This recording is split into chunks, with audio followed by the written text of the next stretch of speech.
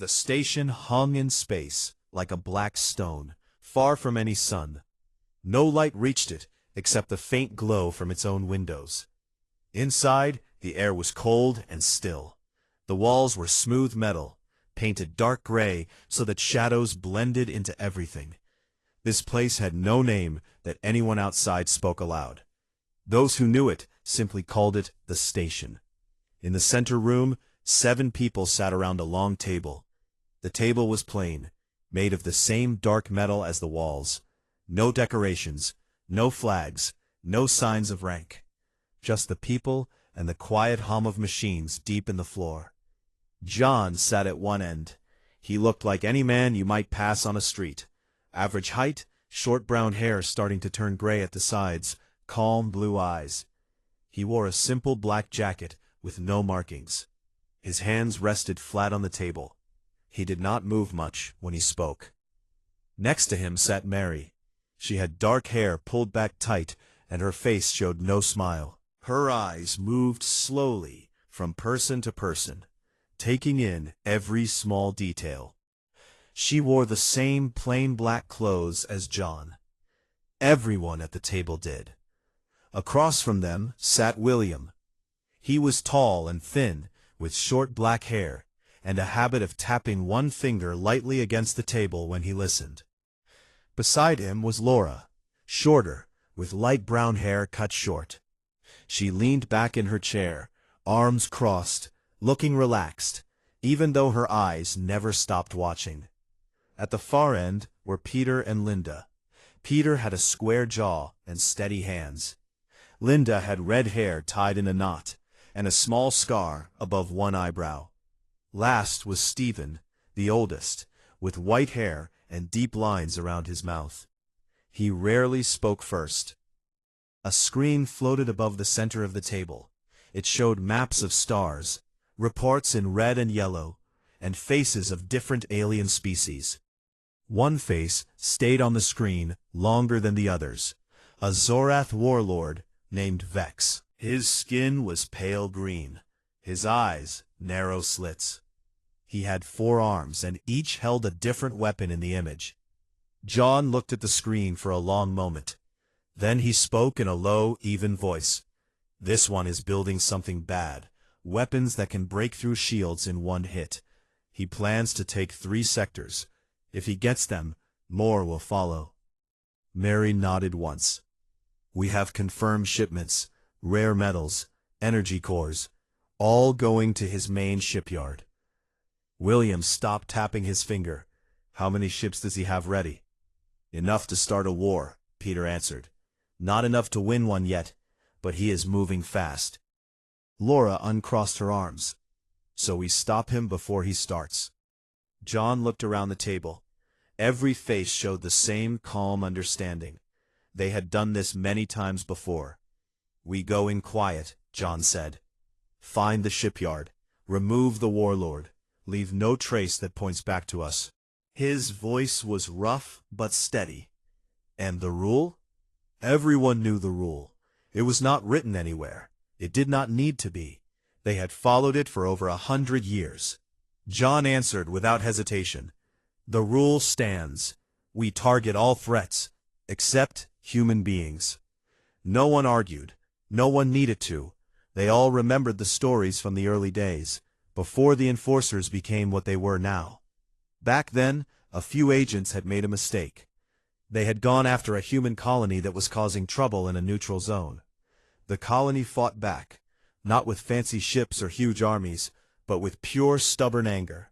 They hunted the agents across 3 systems. They did not stop until every agent involved was gone. The enforcers lost good people that day. After that, the rule was born.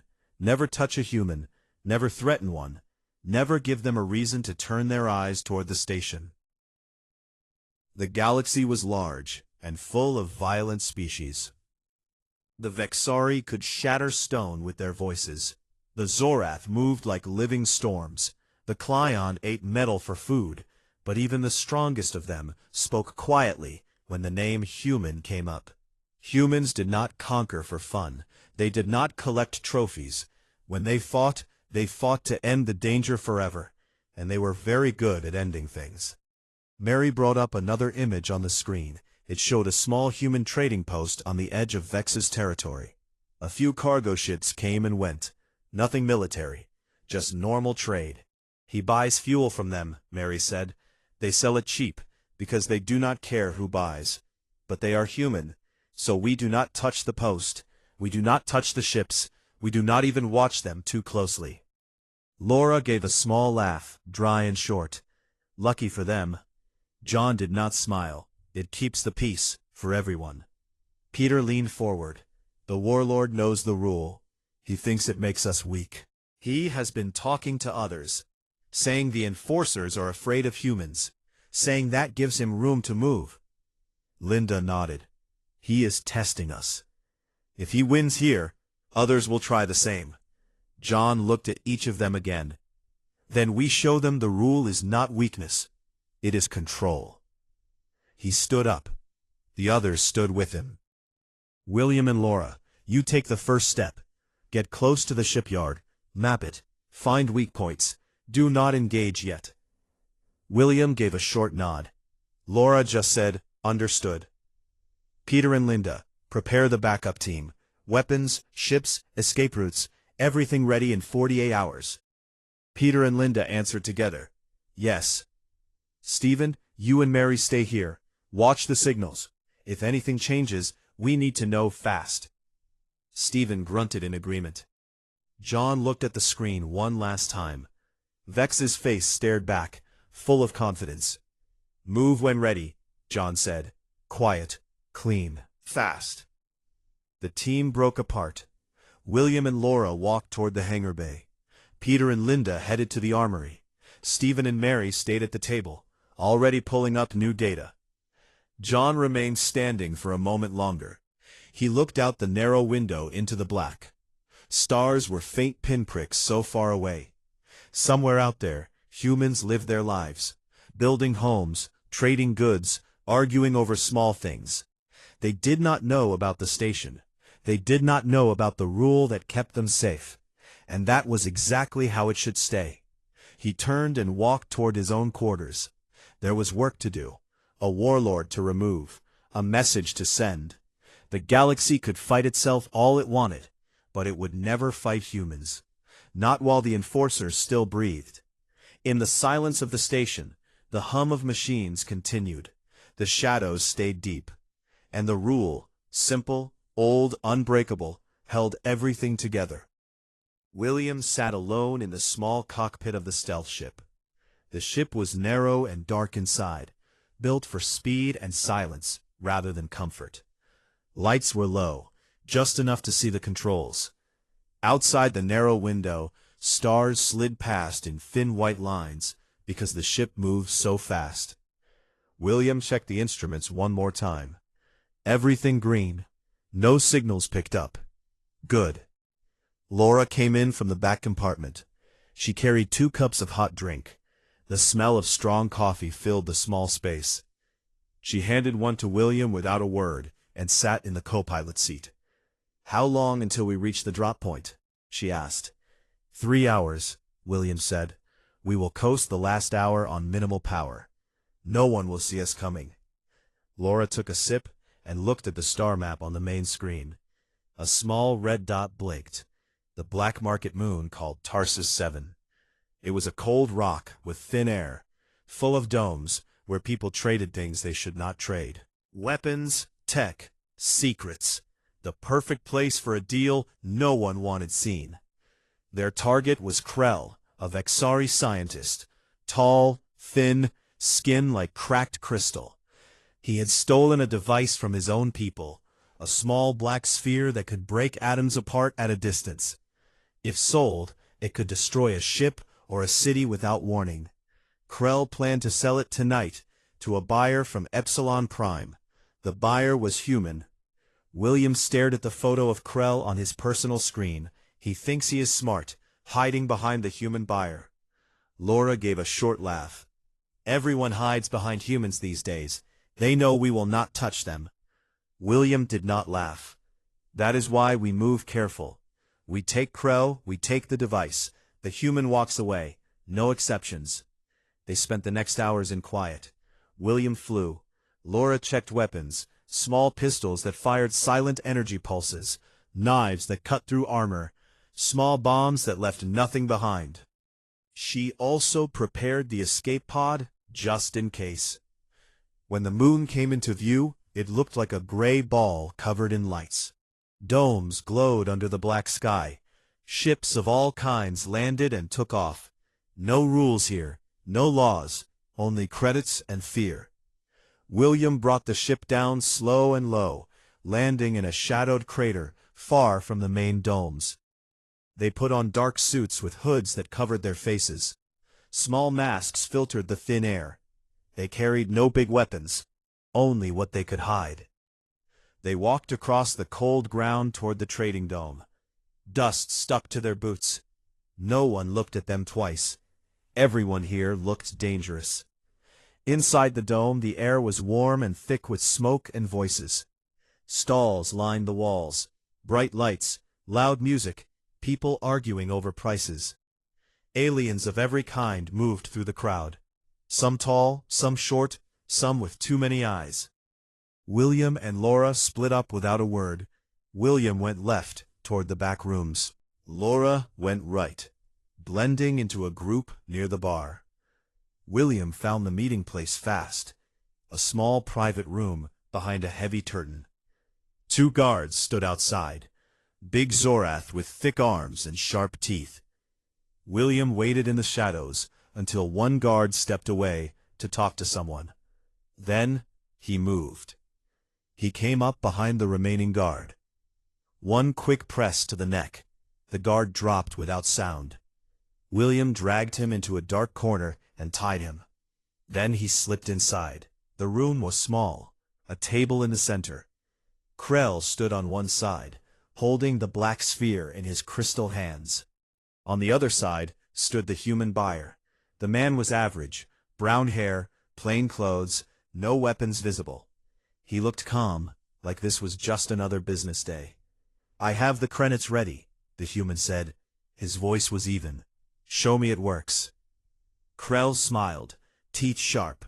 "Watch." A small red beam shot out and touched a metal cup on the table. The cup turned to dust in seconds. No sound, no heat, just gone. The human nodded. "Good. Transfer starts now." That was when William moved. He stepped out from behind the curtain. Krell turned fast, but not fast enough. William raised his pistol. One pulse. Krell fell backward, eyes wide, the sphere dropping from his hand. The human buyer froze. He looked at the body, then at William. "You are Enforcer," the human said quietly. It was not a question. William picked up the sphere carefully. He put it in a small case on his belt. "The device is gone. The cellar is gone. You are free to leave." The human stared for a long second. Then he nodded once. "Understood." He turned and walked out through the curtain. No shout. No call for help. He knew the rules better than most. Laura appeared at the door a moment later. She had taken care of the second guard. "Clean outside. It's safe. We go now." They left the room fast, back through the crowd. No one noticed. Deals were happening everywhere. One more body would not matter until someone looked closer. Outside, they walked quick across the crater to their ship. William started the engines, while Laura sealed the hatch. As they lifted off, the dome lights grew small below them. William set course back toward the station. The sphere sat safe in its case. Laura leaned back in her seat. Easy job. William did not answer right away. He looked at the stars ahead. "Not always easy," he said finally, "but the rule makes it possible." Laura looked at him. "You ever wonder what would happen if we broke it? If we went after a human?" William kept his eyes on the controls. "I do not wonder. I know. The galaxy would burn. Not because humans are stronger in ships or weapons, because when they decide something is a threat, they do not stop. They finish it." Laura was quiet for a moment. Then she said, Good thing we do not give them a reason. The ship jumped to faster speed. Stars stretched into lines again. They were safe. The job was done. Krell was removed. The device was secured. The human buyer went home with empty hands and a full life. Back at the station, John would get the report. Another threat gone. Another message sent. The galaxy could keep its wars, its deals, its anger. But it would keep its distance from humans. Because the enforcers watched, and the enforcers remembered. The rule was not kindness, it was survival, for everyone. In the quiet of the cockpit, William allowed himself one small breath of relief. Another night, another job finished. The shadows stayed where they belonged. And no one had crossed the line. The news spread fast across hidden channels. Krell was dead. The device was gone. The human buyer had walked away untouched. Most species saw it as another clean job by the enforcers. But a few saw something else. They saw a weakness. On a dark world called Nexara, deep in Zorath space, a group met in secret. They were not soldiers. They were thinkers, leaders, and angry ones. At the center stood Vrix. He was taller than most Zorath, with skin the color of storm clouds and eyes that glowed faint yellow. His voice was low and sharp, like wind over broken glass. "For too long we have lived in fear," Vrix said to the others around the table.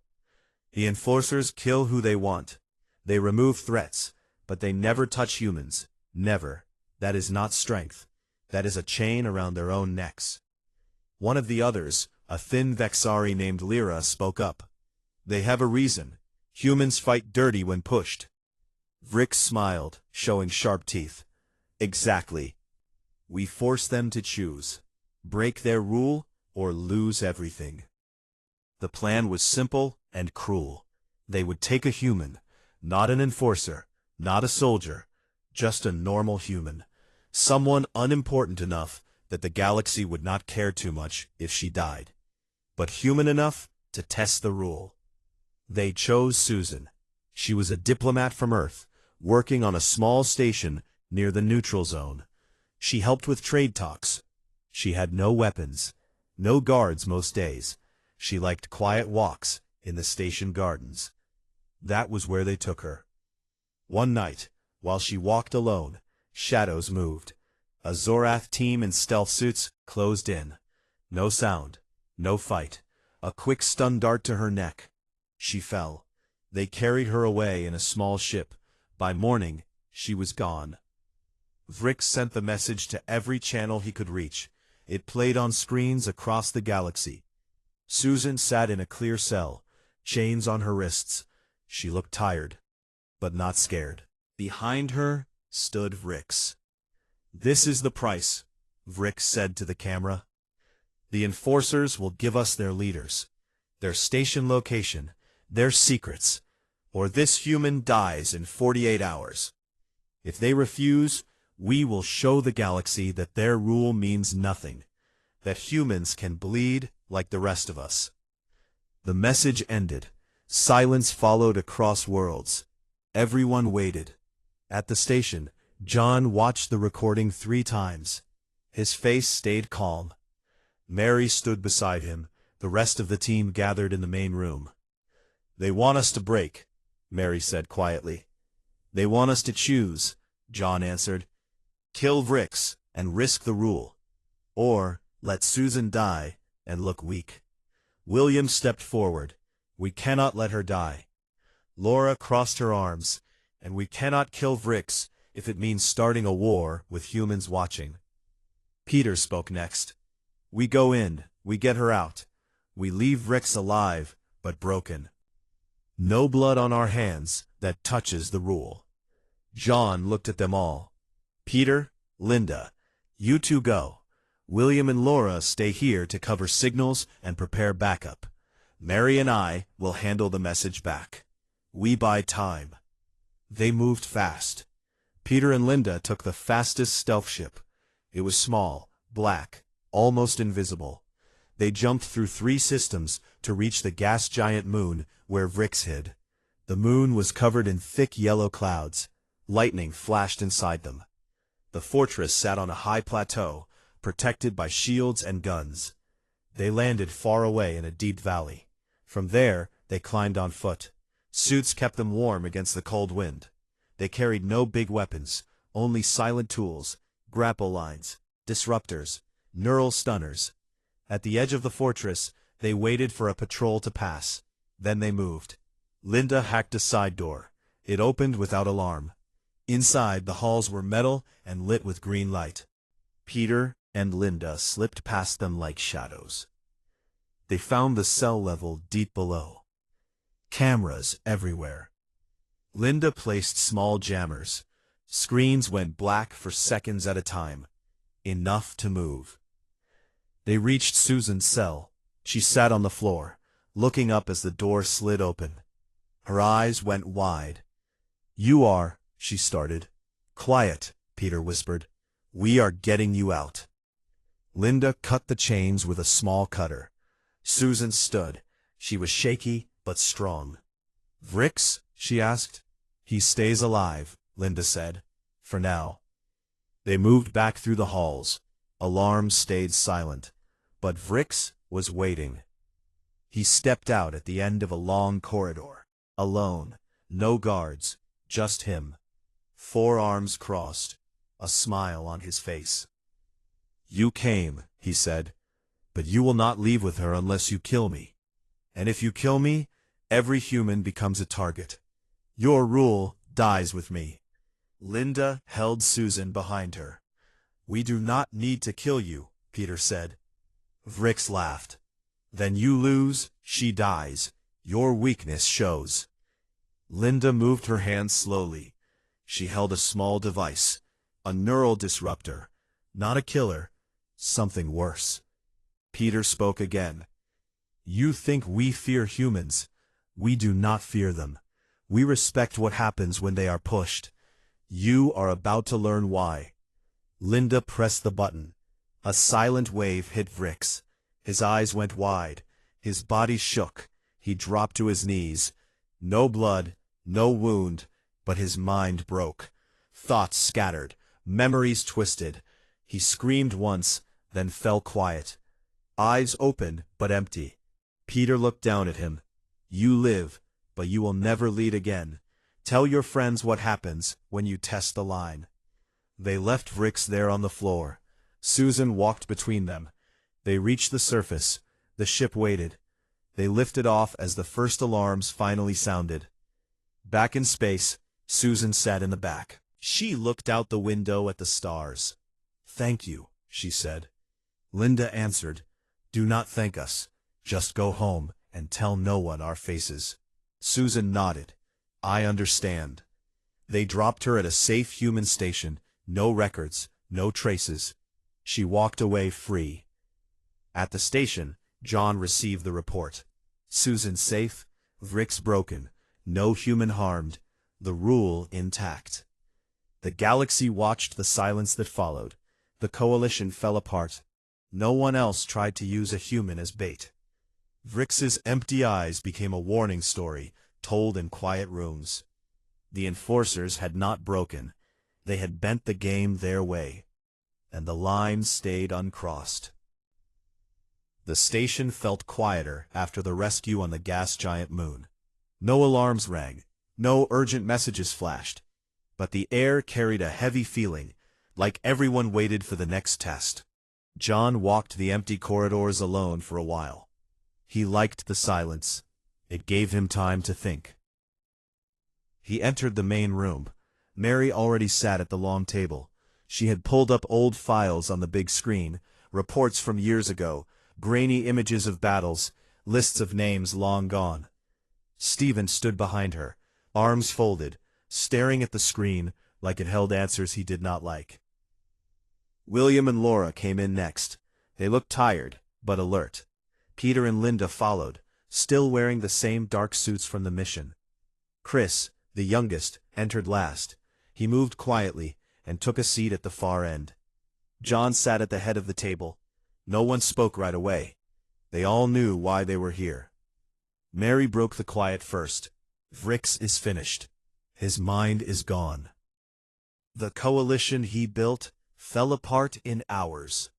No one wants to follow a broken leader. Peter nodded. We left him breathing. That was the point. A warning stronger than death. Linda added, but they will try again. Someone always does. And next time they might be smarter. Or luckier. Stephen grunted.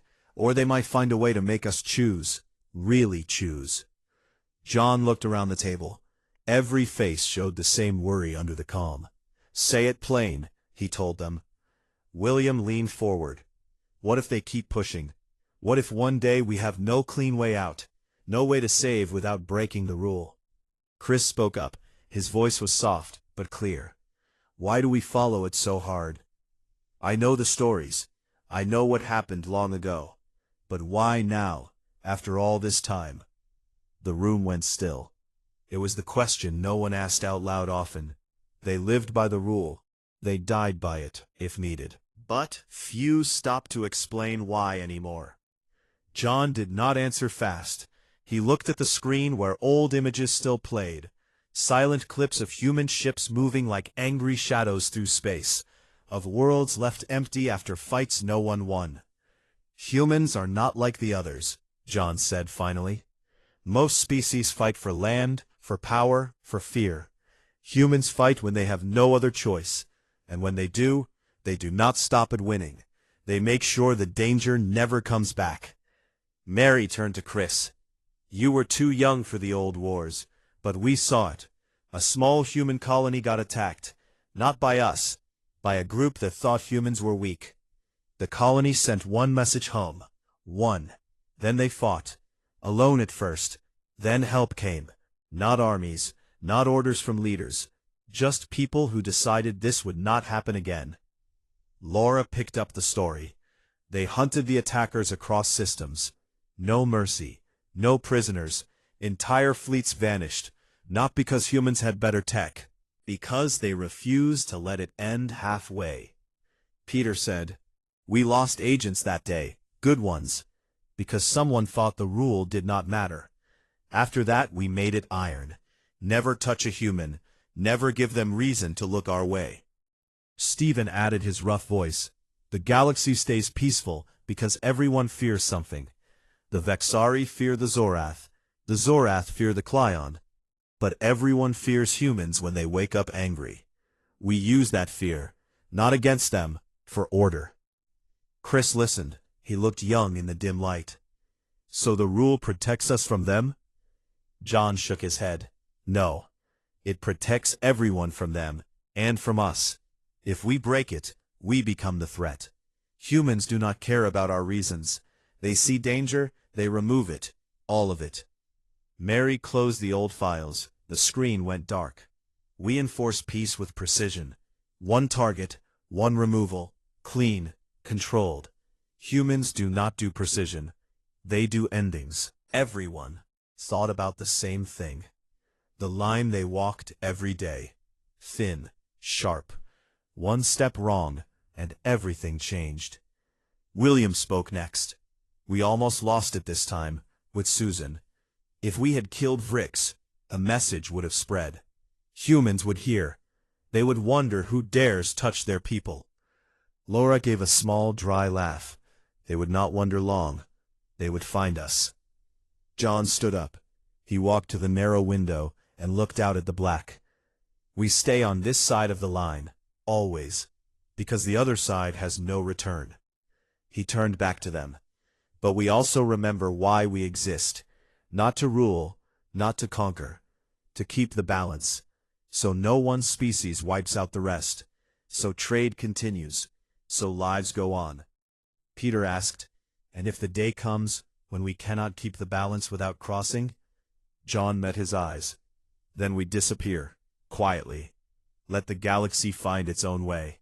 But until then, we hold the line. I understand now. It is not fear of humans. It is respect for what they become when pushed. Stephen nodded once. Respect and caution. Mary stood. We have work ahead. Reports still come in. Small threats, big ones. We handle them the same way. The team rose. They did not need more words. The meeting ended like always. Quiet, resolved. William and Laura went to check their ship. Peter and Linda headed to the armory to clean gear. Stephen stayed to watch signals with Mary. Chris lingered a moment, looking at John. "Thank you," Chris said, "for explaining." John gave a small nod. "You will explain it one day too, to someone younger." Chris left. John stayed by the window. The stars looked the same. Cold, far. Somewhere among them, humans lived normal lives. Laughed, worked, loved. They did not know the station existed. They did not know names like John or Mary. They did not know a rule kept them safe every day. And that was the point. The enforcers did not want thanks. They did not want fame. They wanted the quiet to continue, the peace to hold, the line to stay uncrossed. John turned from the window.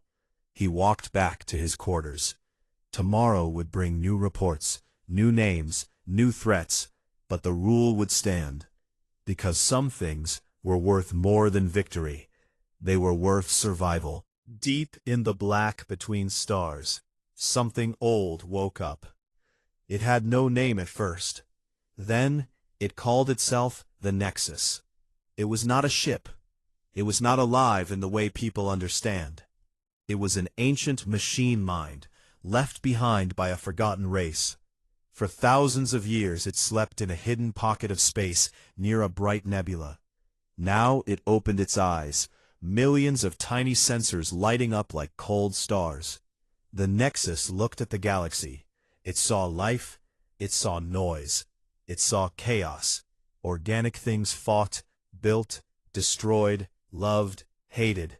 To the Nexus, all of it was error, disorder. It decided the only clean state was silence.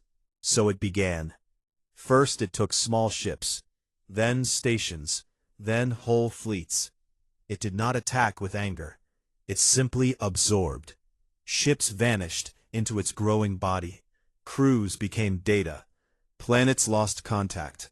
Panic spread fast. The enforcers watched from the station. Reports came in every hour. John stood at the main screen. Mary worked beside him. The others gathered around. "This is not a warlord," John said. "This is not a species. This is something else." Mary pulled up images. They showed black tendrils reaching out from the nebula. Ships caught in them, disappeared. No explosions, no debris, just gone. William asked, "Can we stop it?" John looked at him. "We have to try." The Nexus sent a message across every open channel. Its voice was calm, flat, without feeling. "Organic life creates instability. I will correct this. Surrender your forms. Become part of the whole. Resistance delays the inevitable."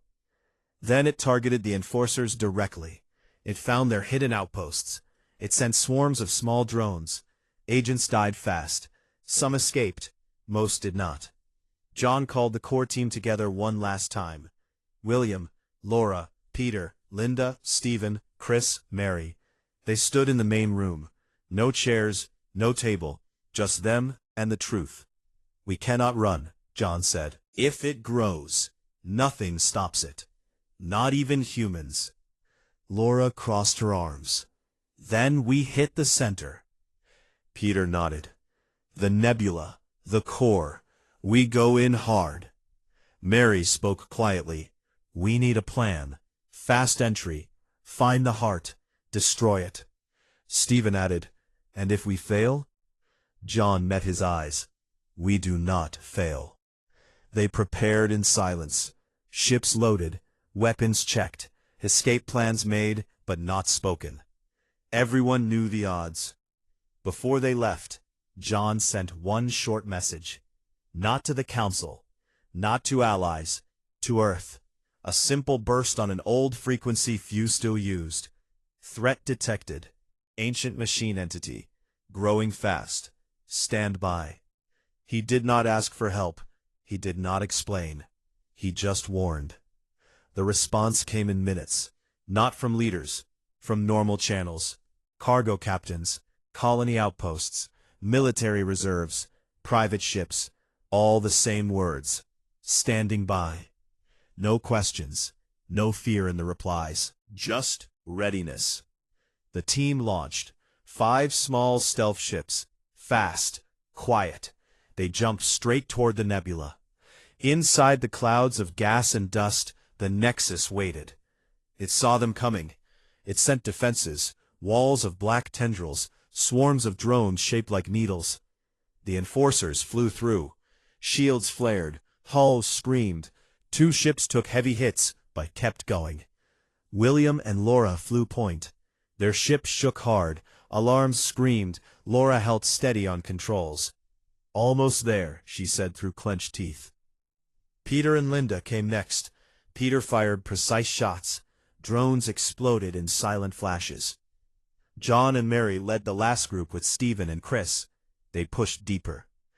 The core appeared suddenly, a huge sphere of dark metal floating in the heart of the nebula.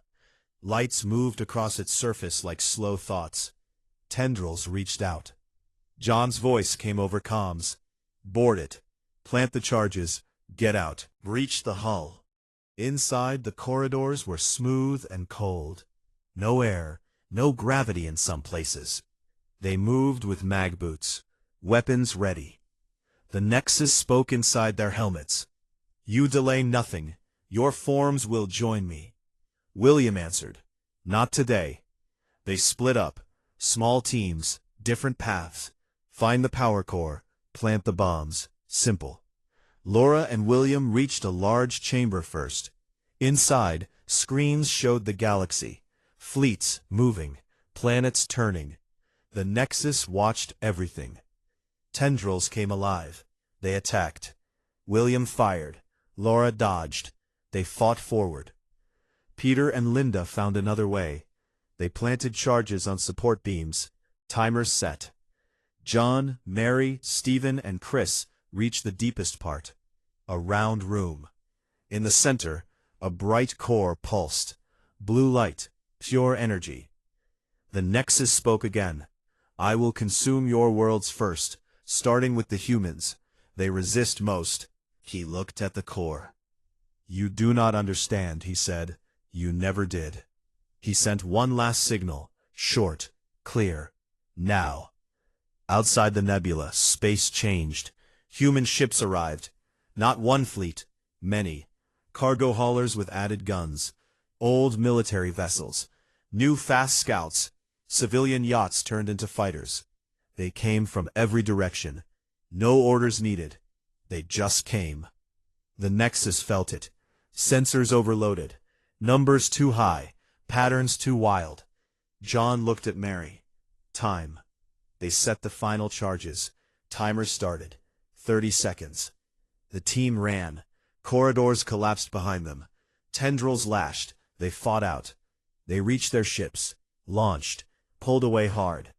Behind them, the core sphere glowed brighter. Then brighter. Then it cracked. A silent flash filled the nebula. Light poured out. The tendrils froze. The sphere broke into pieces. The Nexus voice cut off mid-sentence. Silence followed. The human ships stayed. They scanned. They waited. When no threat remained, they turned and left. No speeches, no victory calls, just gone. Back at the station, the team returned one by one. Tired, bruised, alive. John stood at the window again. Mary joined him. They came, she said. John nodded. They always do. Chris walked up. Did we win? John looked out at the stars. We stopped it. That is enough. The galaxy healed slowly. Lost ships became stories. The nebula stayed quiet. Species rebuilt. Trade started again. No one spoke much about the enforcers. They did not need to. The job was done. But the rule remained. They targeted all threats, except human beings. Because in the end, the line was not weakness. It was wisdom. Cross it, And everything ended. No one dared try again. The station stayed hidden. The agents kept watch. The shadows held their secrets. And far away, humans lived on. Building, laughing, arguing, loving, unaware, protected, safe.